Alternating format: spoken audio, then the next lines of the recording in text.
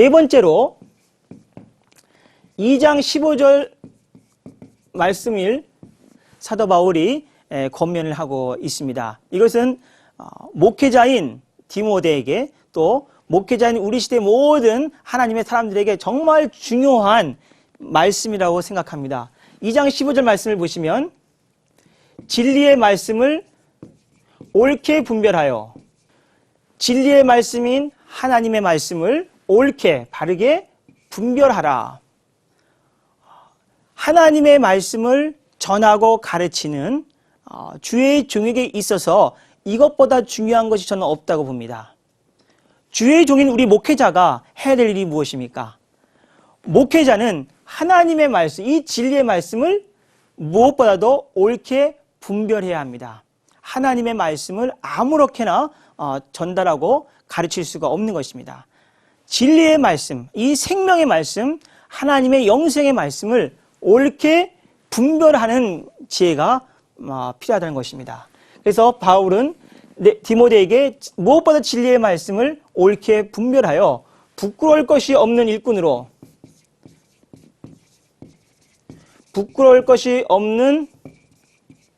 일꾼으로 일꾼이라는 것이죠.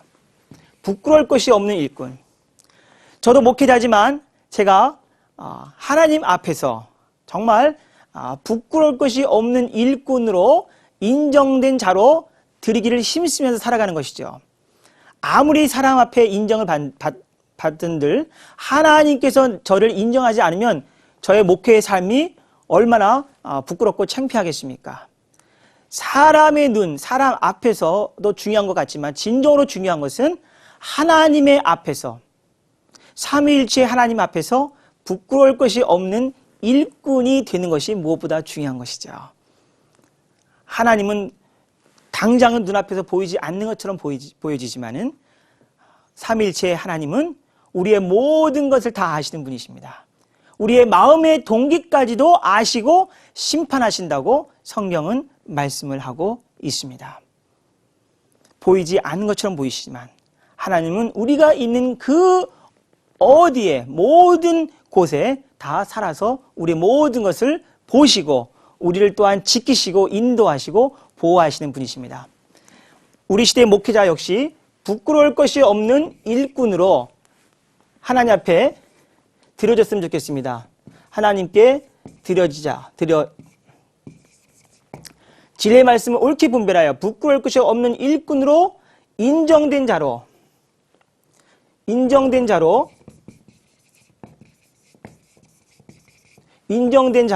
하나님께 드리라라고 권면을 하고 있습니다. 모든 시대에 목회자가 명심하고 들어야 될 매우 중요한 메시지입니다. 다시 한번 말씀을 드리겠습니다. 진리의 말씀, 하나님의 말씀을 옳게 바르게 분별하는 것이 필요하고요.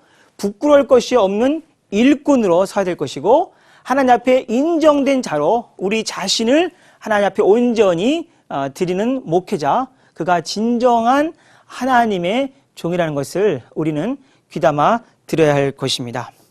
그리고 다섯 번째로 2장 16절에서 망령되고 허탄한 말을 버리라고 권면하고 있습니다. 우리가 하나님의 종으로서 목회자로서 사실 많은 말을 하죠. 많은 것을 가르치기도 하죠. 자칫 잘못하면 2장 16절 말씀처럼 망령되고 허탄한 말을 할 수가 있습니다.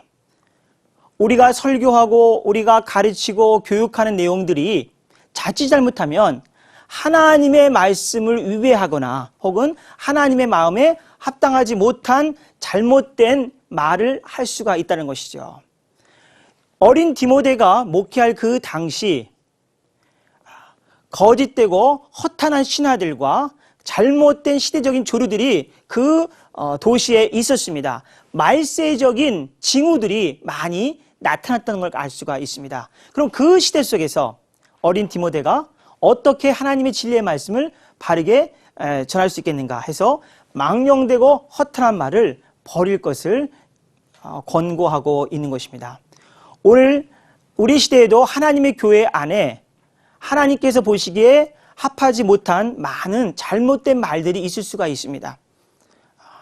돈을 탐하는 말, 또 음욕을 일으키는 그러한 말들, 그리고 음담패설들, 또 덕을 끼치지 못하는 그런 잘못된 말들을 우리가 교회 안에서 성도들과 교제하면서 할 수가 있습니다. 하지만 오늘의 말씀을 우리가 들을 때 하나님께서는 우리가 잘못되고 허탄한 그런 거짓된 말들, 이 세상의 풍조를 따르는 그런 말들을 하는 것을 원치 않으신다는 것을 알 수가 있습니다. 망령되고 허탄한 말을 그 다음에 보면 이것은 악성 종양과 같다라고 얘기합니다. 여러분, 악성 종양 아시죠? 암세포 얼마나 빨리 우리 몸 안에서 퍼져가지고 우리의 몸을 망가뜨립니까? 사도 바울이 볼 때는 망령되고 허탄한 말이 악성 종양과 같아서 하나님의 거룩한 공동체를 파괴하고 무너뜨리고 분열시키는 그러한 역할을 한다는 것을 어린 디모데에게 권면하고 있는 것입니다. 목회자인 디모데에게 있어서 이 말은 제가 보기에 너무도 중요한 가르침이라고 말할 수가 있겠습니다. 그래서 우리 시대에 저 같은 목회자들도 이 사도 바울의 가르침, 망령되고 허탄한 말을 철저히 버리고 진리의 말씀만을 바르게 전하는 목회자가 되어야 될 것입니다. 여섯 번째로 3장 1절 이하에서 말세의 징조에 대해서 얘기를 하고 있습니다.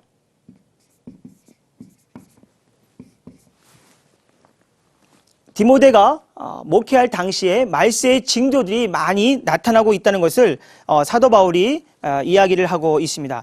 여러분께서 디모데후서 3장 1절, 2절 말씀을 보면은 여러 가지 말세의 징조들이 나타나고 있는 것을 알 수가 있습니다.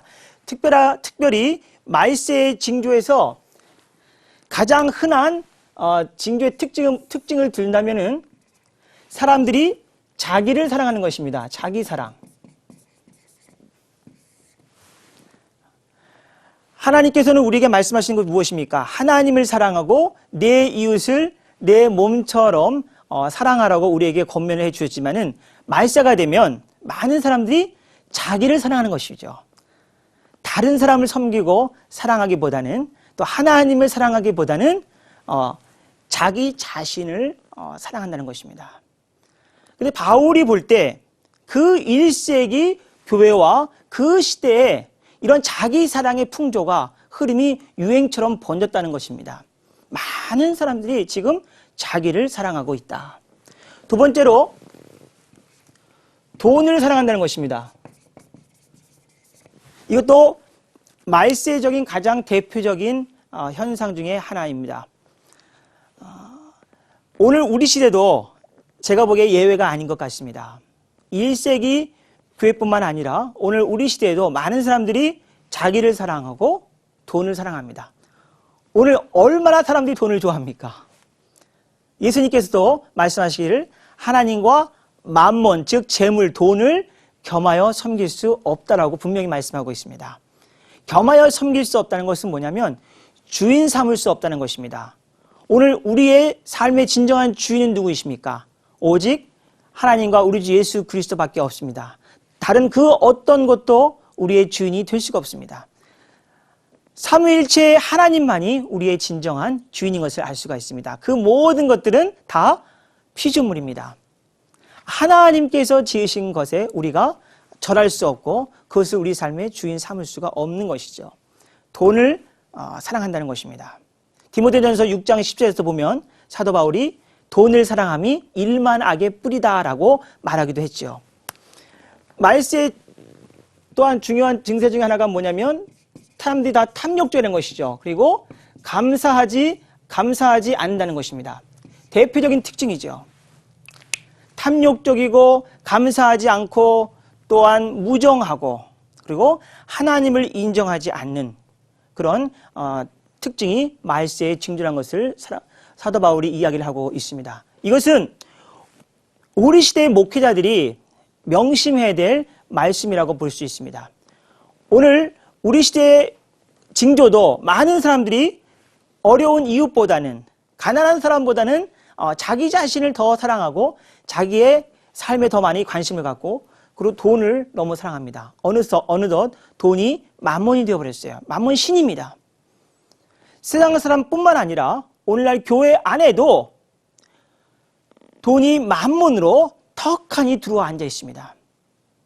우리가 하나님을 예배하는 것처럼 보이지만 어느 순간에 하나님을 예배하는 것이 아니라 나 혼자 잘 먹고 잘 살고 많은 돈을 벌고 사업에 성공하는 것을 위해서 기도하고 예배하는 것이 아닌지 착각할 정도로 오늘 우리 시대에 하나님의 거룩한 교회 안에도 만몬신이 들어와 있는 것입니다. 그리고 탐욕적이고 감사하지 않고 부모를 공경하지 않는 그러한 징후가 말세의 징후다. 그래서 이 말세에 마지막으로 사도 바울이 권면하고 있는 것이 뭐냐면 하나님의 말씀을 굳게 붙잡을 것을 권면하고 있습니다. 그래서 유명한 디모데후서